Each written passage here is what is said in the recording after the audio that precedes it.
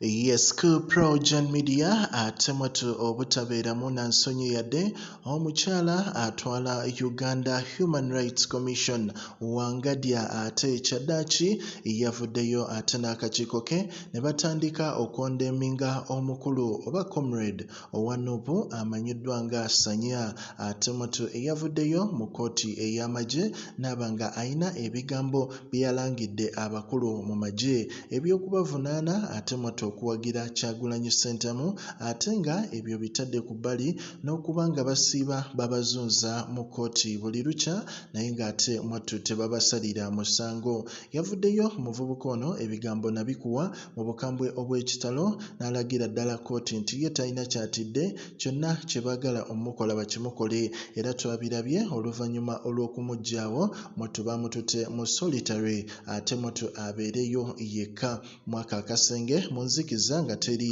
ate mwattu gwali naye basibe banne ng'ate ye bamwawudde ku basibe abalala era ne bagamba omukulu ono oluvannyuma lw'okuba nti abadde n'amaanyi mangi ng'atwogerera ebisongovu ne General Yoweri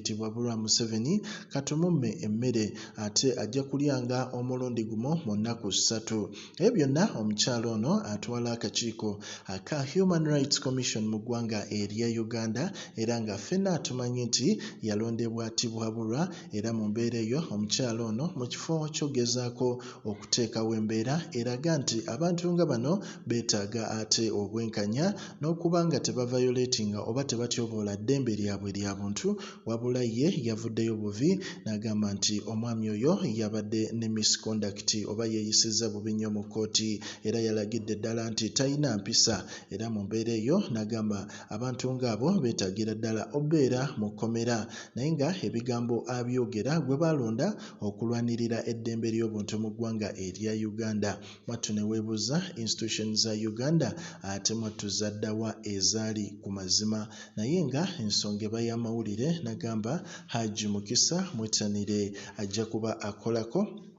ensonga eziba ziganye. Progen Media likinga commentinga era okikole bukozi osubscribing.